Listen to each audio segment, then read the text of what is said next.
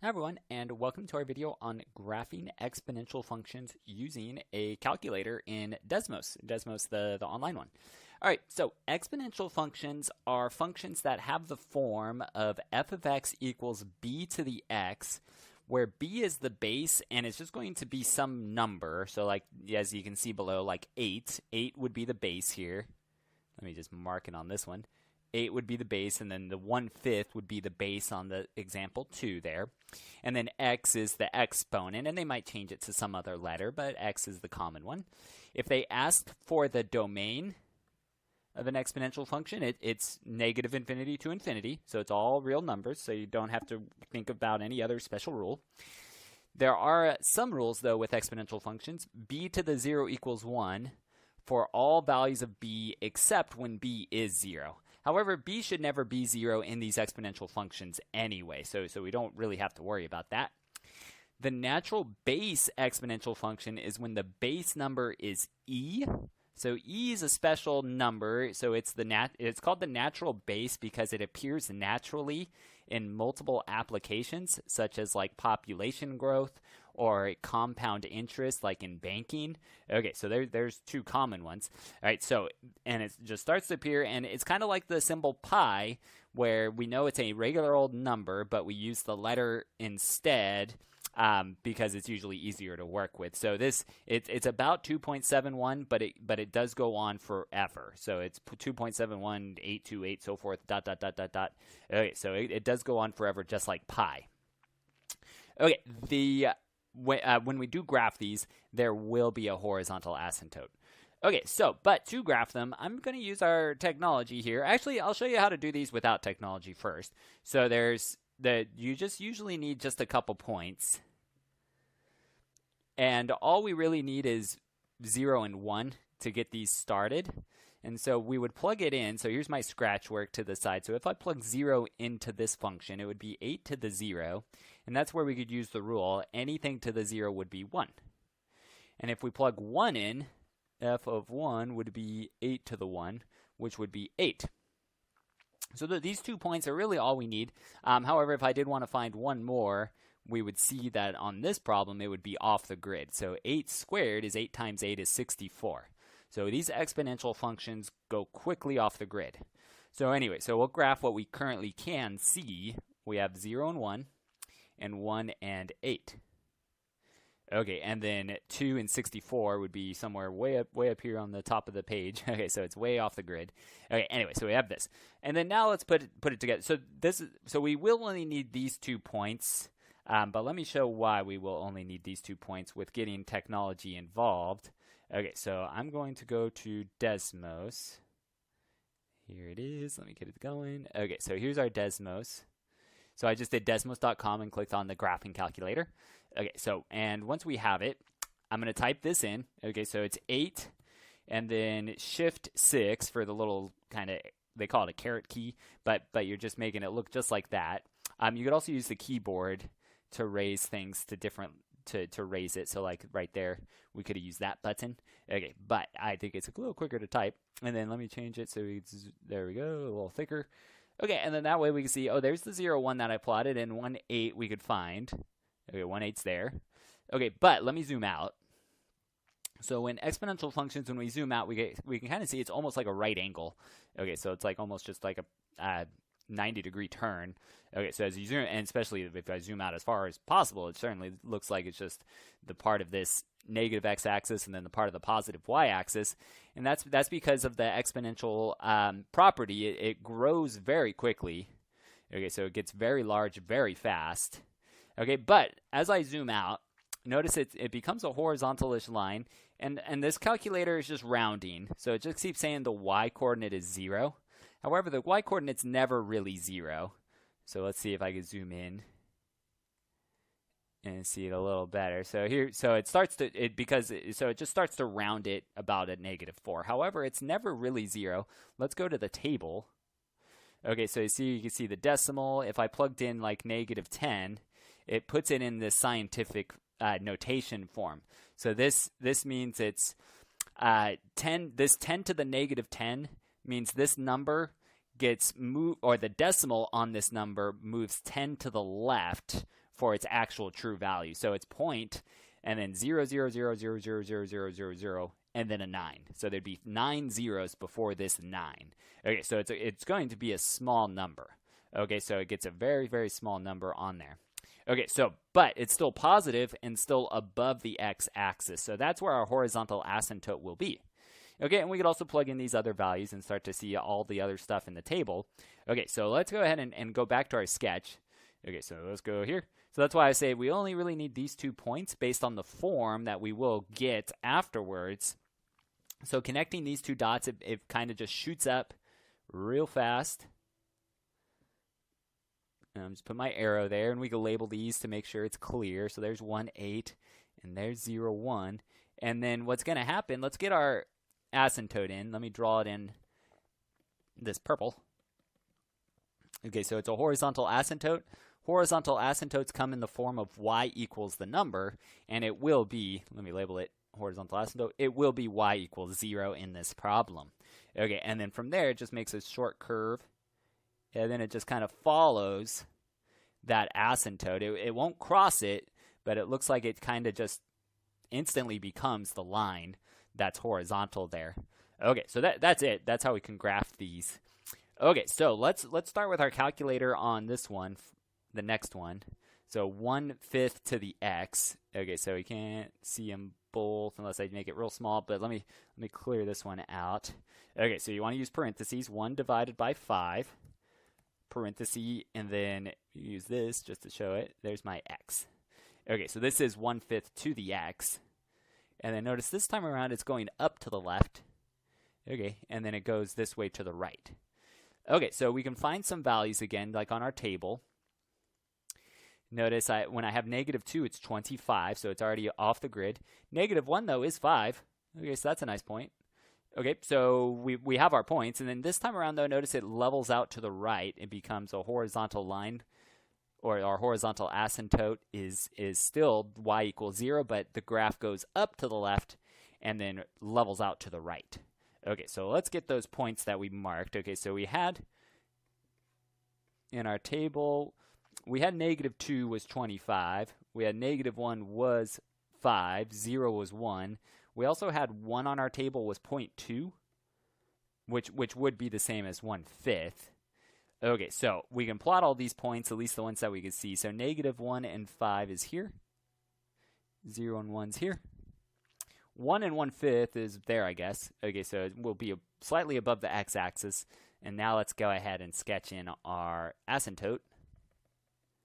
Okay, so there's the y equals 0 asymptote. So we usually need to show that. It doesn't say so, but it's usually good to show it. And then from there, I can connect these dots. And then it just levels out to the right. Okay, so the main thing, we don't want to cross this line, this asymptote. So we want to make sure we know it becomes this leveled out graph there to the right. Okay, so there's our graph of 1/5 to the x. And again, that's why we only need a couple points on here, because once you have a couple, you kind of know it's going to go up real fast to one side and then level out to the other. Okay, these other ones. All right, so these have shifted stuff on them. All right, let's go ahead and get this graphed as well on our calculator. Okay, so you can type in the e, and there's the number it's telling you that it's about. But let's raise it to the, and even here you might need parentheses depending on your calculator. So the whole exponent might need the parentheses if it's more than just x. And then make sure you move the arrow to the right to make sure this -3 is no longer part of the exponent. So now I'm matching that form, trying to make it look exactly the same. And to be safe, parentheses. And we get this graph. Okay, so notice again, I can zoom out and kind of see that I get a level out line. Notice this time around it's -3. So that's where our horizontal asymptote is. So that's what this graphing calculator is trying to tell us. And the reason it's that is because of this -3. So instead of it being y equals 0, it's y equals -3. Okay, so let me sketch that right now. Okay, so we've got, there's our y equals -3. Okay, so we've got that line. And then the next thing I want are just a couple points that I could try to get. Okay, so notice on this one, they're going to be weirder decimals. Okay, so weirder decimals on it. That's okay. We could try to find 1. Notice 1 is on the grid. -2 and -2. Okay, so that's a good point to plug in or to plot because it's exactly on a grid point, and we could see that in our table. And if we need more points in this table, we can keep getting them. But notice we will have decimals here. That's okay. We'll just estimate where they are on our grid. All right, so I've got -2 and 2. Let me go ahead and start plotting those values. So -2 and -2 is right there. And then we had some of the other ones like -1 and -0.28. So I guess that's about there. Then we had 0 and 4.39. Okay, so 0, 1, 2, 3, 4.39 we'll say is about there. So in between 4 and 5. And then 1, it was 17 for the y-coordinate, so that's off the grid. Okay, so but then we can connect these dots and know that it just levels out to the left. Okay, so there we go. All right, so there's our sketch of it. Okay, so let's have it level out, and then it's going to go up. Just like that. And then let me put my arrow. Okay, and I can label these. Okay, so this is 0. And the decimal was 4.39 to 2 decimals. We could also label these using the e value. So for instance, if I plugged in 0, I would have gotten e to the 0 plus 2, which would be e to the second eventually. And then afterwards, it would have gotten -3 from it. So sometimes they might label that point just like that. So this is the same thing using e instead of an approximation. Okay, so I just plugged 0 in. So I was left with e squared. Without a calculator, that's how we would leave it. Okay, but with a calculator, we can change it to the decimal. Okay, and then let's get our other ones labeled. Okay, so that one was -2 and -2. And that one we could also see, so out of the points that I have, those were my x-coordinates. So if I plugged -2 into this function, it would have given me e to the 0 minus 3. And from there, we could use our rule. E to the 0 is 1. So 1 minus 3 is -2. Okay, so e to the 0, that follows a rule. But these other values wouldn't have helped so much. If I plugged in -1, it would have given me e to the first minus 3. So that could be my coordinate there if I wanted. Let me do an arrow. So it was -1 and -0.28. Rounded to 2 decimals. If they wanted it in terms of e, it'd be -1, and e minus 3. So it's just doing the actual work without plugging it into the calculator to get those points. But still, the computer shows you them very nicely still. And just zoom in and zoom out and find whatever points you might need to make sure it stays accurate. Okay, so that's how we can do that one. So e, the base, is still just a regular number. All calculators have that e on it somewhere, some button. Okay, and then one more. Here, be careful the negative, and then there's a parenthesis. Okay, so let me type that in right below. So we have negative parenthesis 0.5 parenthesis, let's raise it to the -x. Okay, so again, try to match it exactly as form. I've got my parentheses, everything looks good. Okay, and then from there, I've got this graph, so it's going downward. Okay, so that can happen. Okay, so that's what this negative here is doing.